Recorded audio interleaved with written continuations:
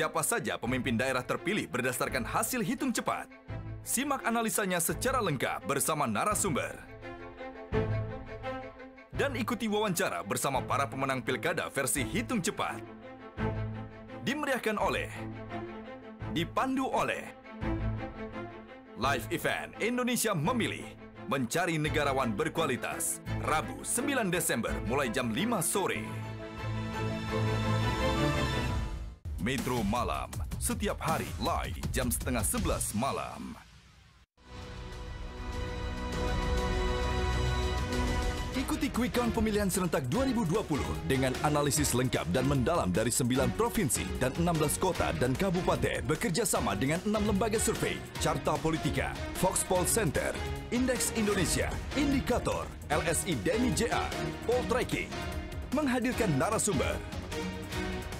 Live event Quick Count pemilihan serentak 2020, Rabu 9 Desember, live mulai jam 1 siang. Dan juga pemirsa, saat ini saya sudah bersama dengan dua narasumber karena kami akan membahas bagaimana sebenarnya dinamika dalam pilkada serentak pada tahun ini 2020 yang spesial sekali di sini. Sudah ada Yunarto Wijaya, Direktur Eksekutif Carta Politika, dan juga Pangi Caniago, Direktur Eksekutif Foxpol Center Research and Consulting. Selamat siang. Selamat siang, Mas Zakia. Toto. Selamat siang, Mas Pangi.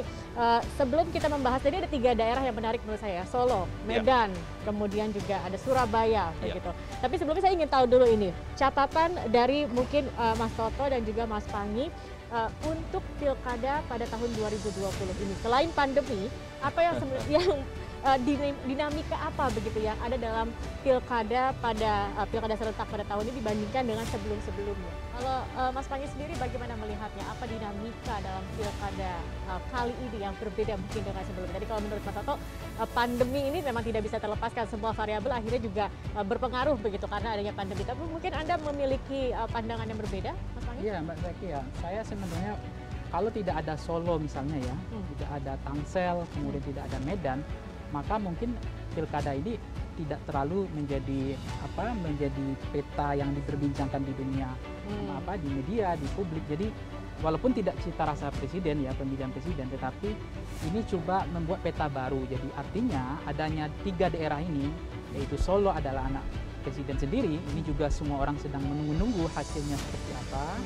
Kemudian di Tangerang Selatan anak wakil presiden juga sedang menunggu, dan anak dan ponakan dari ketua umum partai masuk di Medan misalnya. Jadi itu saya pikir menjadi sorotan juga media-media luar gitu ya, melihat fenomena ini. Kalau bisa dikaitkan ya ada yang bilang patron klien, kemudian ada oligarki, ada klientelisme dalam pertarungan 3 daerah ini, 3 wilayah ini gitu. Nah yang kedua adalah kalau kita mencermati soal yang baik kita zoom dalam pilkada serentak kali ini adalah soal kreativitas dari calon itu jauh sekali dari harapan kita gitu. Jadi saya pikir pola-polanya gini Mbak Zakia, masih pola-pola lama. Jadi tidak ada kepiawaian, kemahiran untuk memberikan sesuatu yang menarik dalam kampanye ini gitu. Tidak memanfaatkan secara maksimal situasi seperti ini. Gitu. Paling banyak yang paling kreatif itu adalah money politiknya. Itu ada aja cara. Kalau kita lihat misalnya yang paling tapi itu sebenarnya udah cara lama ya. Tapi ada lagi yang terbaru yang viral itu lewat makanan dikirim, dibuka ternyata uang isinya kan ada. Tapi itu bisa dikonfirmasi ulang, bisa di cross check. Nah itu yang kreatif di situ. Jadi ada kejenuhan, ada pola-pola yang menurut saya tidak menarik untuk kampanye kali ini, dan memang ruang gerak calon itu bertumpu pada 3 kekuatan saja. Dia harus kuat di logistiknya, dia harus kuat dari kesehatannya, ya, kemudian daya tahan tubuh, dan dia harus kuat di bagaimana menggerakkan mesin partainya. Karena nanti akan kita lihat apakah pengaruh partai dukungan yang cukup banyak itu punya korelasi terhadap elektabilitas. Ya. Karena ada calon, salah satu di Sumatera Barat, itu hanya cuma diusung oleh 1 partai. Nah, tidak artinya mesinnya cuma 1. Tapi bagaimana dampak elektabilitasnya dibanding ada salah satu calon itu diusung 4 partai misalnya. Nah, itu saya pikir sangat menarik untuk kita cermati, kita lihat pada pilkada Kita kali akan ini. lihat korelasinya seperti apa. Tetapi nanti kita juga akan bahas tadi yang sudah ada laporan langsung Solo, Medan, kemudian Surabaya. Kira-kira seperti apa peta kekuatannya dan bagaimana chance-nya seperti itu. Kita harus jeda dulu Mas Panggi dan juga Mas Toto. Pemirsa, kami akan kembali dengan perbincangan ini sesaat lagi. Tetap bersama kami di live event Indonesia Memilih Mencari Negarawan Berkualitas. Tetap bersama kami.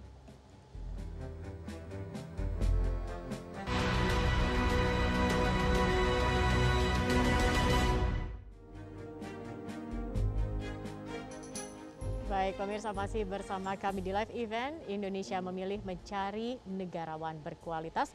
Saya masih bersama dengan Mas Toto dan juga Mas Panggi. Mas Toto dan Mas Panggi, tadi sebelum kita jeda begitu, kita sudah melihat laporan langsung. Ada kota-kota menarik, ini 3 kota menarik, Solo, Medan, Surabaya, seperti Mas Panggi bilang begitu. Tanpa kota-kota ini mungkin pilkada rasanya akan hambar begitu kan. Saya ingin melihat ke Medan dulu ini, Mas Panggi.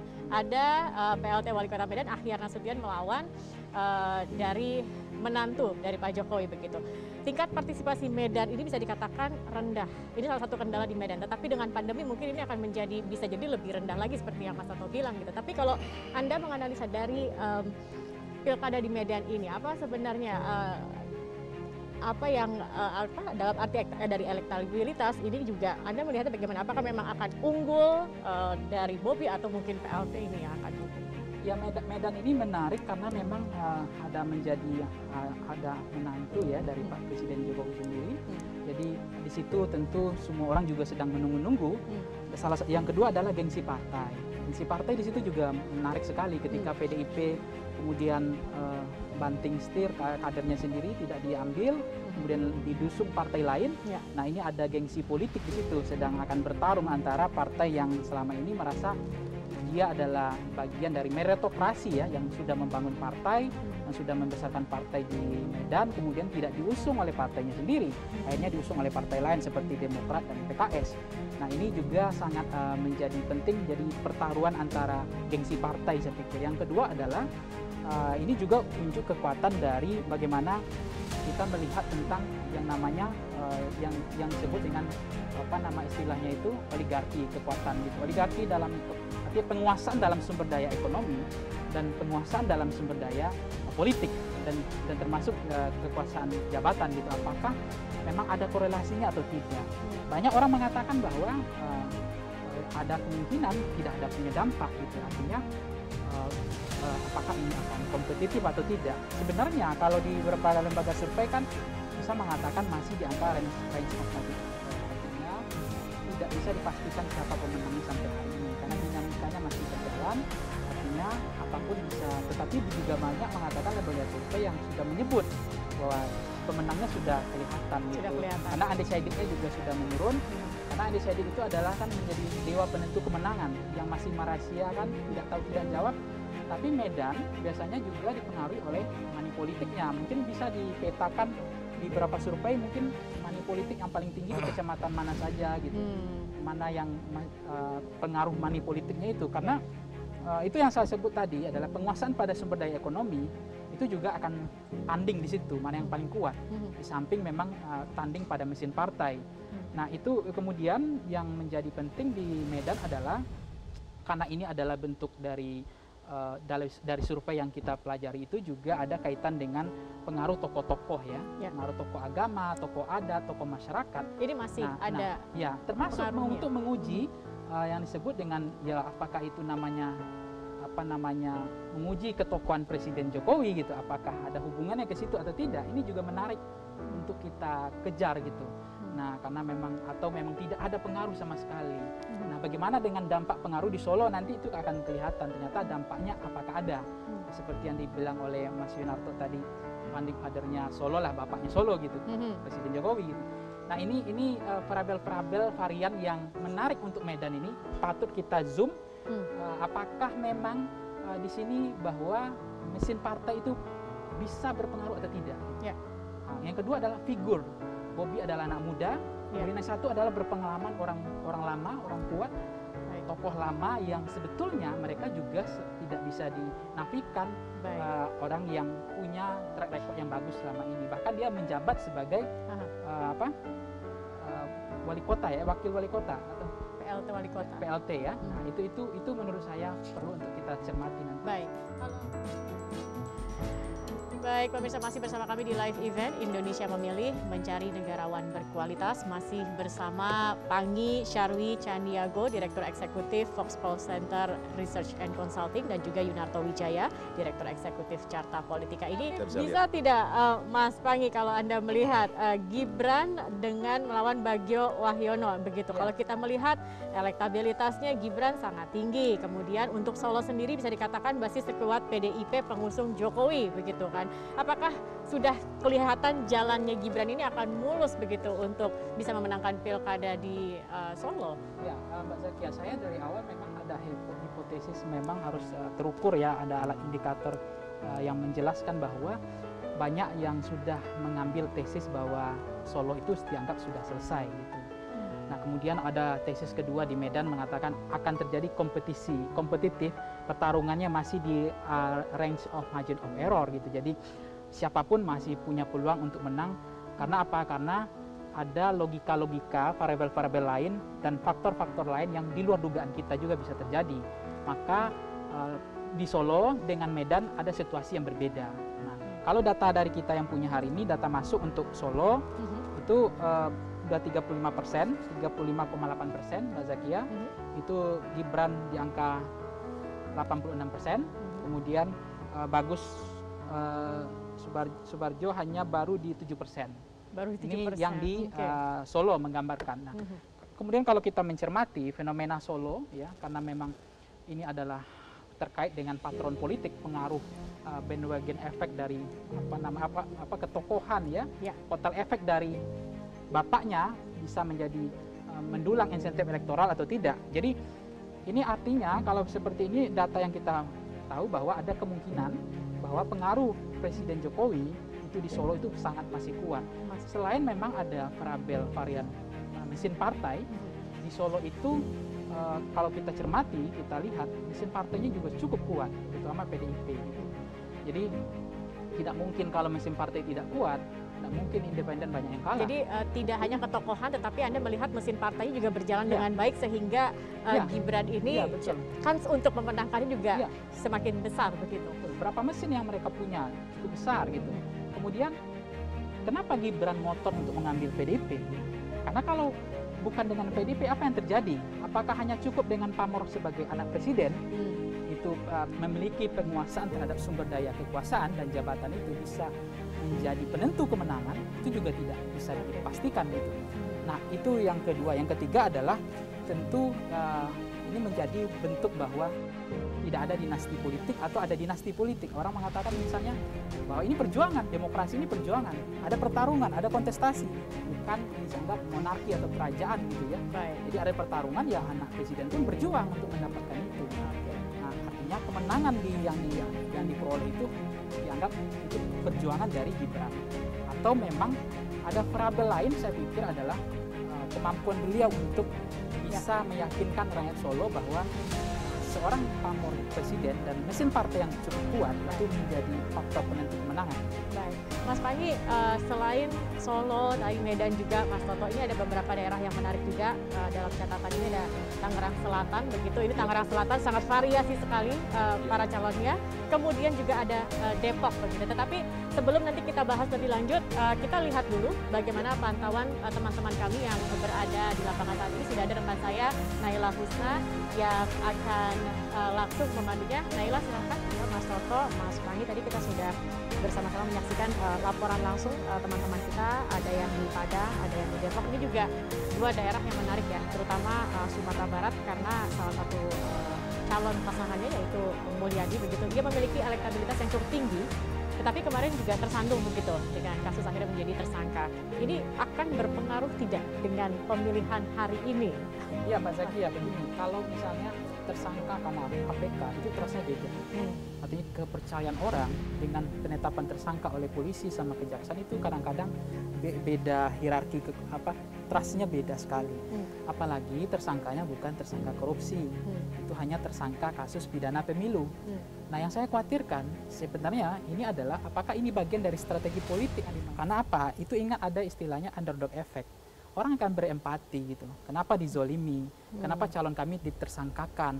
Apakah kalian panik atau gimana? Nah, itu artinya bisa di satu sisi dianggap itu merobohkan atau menggembosi elektabilitas dari salah satu calon yang ditetapkan sebagai tersangka, atau justru sebaliknya itu bisa menjadi kenaikan, menjadi magnet elektoral bagi calon tersebut karena orang akan berempati gitu. Orang ini dizolimi. Nah, itu menurut saya salah satu faktor yang agak sulit kita mengatakan faktor tersangka keyword itu akan berpengaruh terhadap elektabilitas gitu.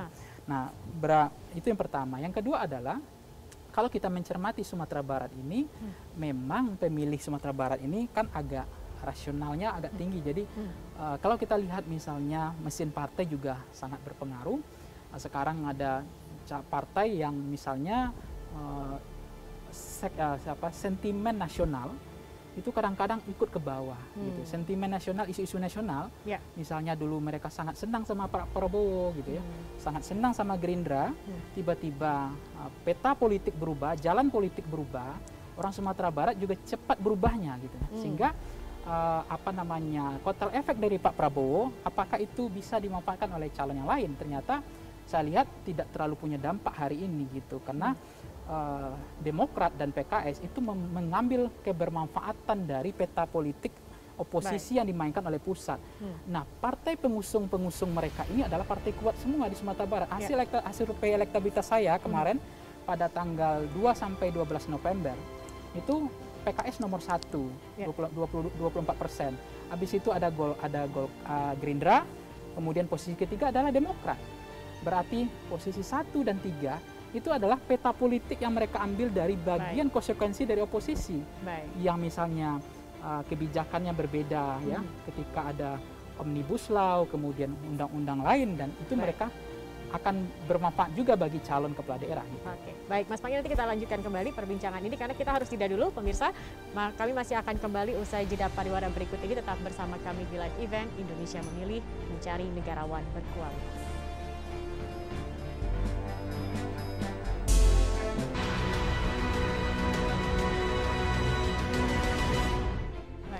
Bagaimana? Dan kalau kita melihat juga ini yang mengusung Benyamin Daphni dan Pilar Saga ini kan seperti Anda katakan hanya mungkin dibandingkan dengan Muhammad dan Saras itu kan lebih sedikit gitu, hanya satu kalau tidak salah ya, satu partai saja, Golkar begitu, dan sedangkan untuk Muhammad dan Rahayu ini ada 5 yang mendukung begitu atau yang mengusung. Ya. Artinya begini, kalau kita melihat mesin partai selama ini apakah itu punya dampak ya? Kalau memang independen itu kan banyak juga yang sulit untuk memenangkan. Artinya memang partai punya dampak terhadap elektoral. Nah, sejauh mana dampaknya? Misalnya saya ambil Sumatera Barat itu hanya punya satu mesin, yaitu Gerindra. Jadi dia diusung oleh hanya Gerindra, yaitu pasangan Nasrul Abid Indra Catri. Nah, ketika ini dalam kondisi terakhir ini, mesin ini kan ada kemungkinan panas di ujung. Karena partai juga punya patron klien gitu. Patron klien itu dia bisa juga mempengaruhi tokoh agama, tokoh adat, tokoh masyarakat. Dan itu patronase itu berbahaya di ujung. Makanya kalau kita lihat pilkada di Jawa Barat Ahmad Saiku, hampir semua pollster agak sedikit sulit menginzoomnya. Semua pollster mengatakan Ahmad Saiku suaranya cuma 16%. Tapi dari hanya mesin partai panas, kemudian patron politiknya jalan, ternyata dampaknya luar biasa. Nah, apakah itu akan terjadi juga di Sumatera Barat? Itu yang kita tunggu di Sumatera Barat. Kekuatan bagaimana mesin partai itu panas di ujung, patronase politiknya berjalan, patron politiknya, pengaruh tokoh-tokoh agama, tokoh adat, tokoh masyarakat, dan sentimen yang mereka bawakan. Karena terkait 3 variabel adalah sentimen, populisme, citra, itu juga akan berdampak. Nah, kalau kita dari hasil Voxpol data sementara, itu untuk Tangerang Selatan, itu Benyamin Pilar sudah di angka 42,3%, kemudian Muhammad Rahayu 34,2%, Aziza 26,3%. Ini data masuk kita sudah cukup tinggi, 52,3%. Nah, yang menarik adalah Solo, data kita sudah hampir 60% masuk, itu sangat jauh bedanya. Berapa? Solo itu data yang tadi sudah cukup besar ya, Solo. Sebentar saya akan lihat dulu.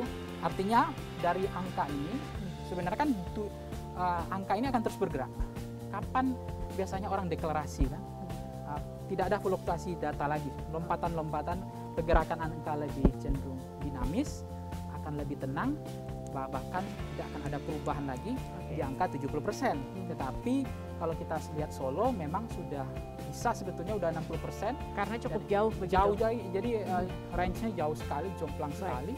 Nah, artinya ada beberapa pilkada sebenarnya di angka 70%, beberapa jam kemudian, berapa jam ke depan, saya pikir sudah bisa mendeklarasikan diri gitu. Tapi tetap hasil quick count hanya menggambarkan saja, tidak menjadi keputusan akhir itu nanti di KPU. Gitu. Baik. Terima kasih Mas Panggi. Nanti kita lanjutkan kembali karena pemirsa kami akan jeda terlebih dahulu. Usai jeda kami akan kembali dengan perbincangan ini. Tetap bersama kami.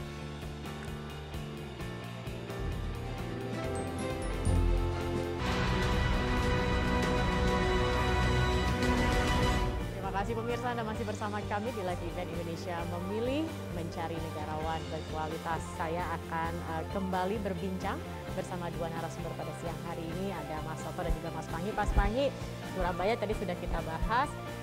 Apalagi saat ini yang sudah masuk. Ada satu kota juga sebenarnya yang cukup menarik, Depok. Depok ini karena antara wali kota petahana dan wakil wali kota petahana kemudian tanda kutip berpisah, masing-masing kemudian mencalonkan. Dan bagaimana hasilnya sejauh ini? Iya, sejauh ini data yang kita masuk itu baru 15%. Memang agak lambat ini. Itu Idris Imam unggul 54,6%, kemudian Pradi Afifa 45,4%. Nah, tapi tetap angka ini saya lihat masih jauh ke depan. Masih jauh karena baru 15% suara yang masuk begitu. Tapi yang kita ingin cermati adalah karena ini dua calon, jadi bertumpu pada bipolar, dua kutub saja. Artinya pemimpin perubahan atau ingin tetap yang seperti dulu gitu. Jadi dua pilihan itu yang membuat tidak ada pemecah gelombang. Jadi artinya pertarungan seperti ini sebetulnya ada risiko terhadap incumbent gitu. Karena incumbent yang nggak senang sama incumbent akan otomatis dia akan yang anti misalnya tokoh perubahan gitu. Nah, ini kelihatan memang dua calon ini sebetulnya agak bisa mengganggu incumbent, bisa agak merumitkan incumbent. Tapi kita ingat Depok itu adalah, saya pikir itu adalah bapaknya mesin PKS di Indonesia.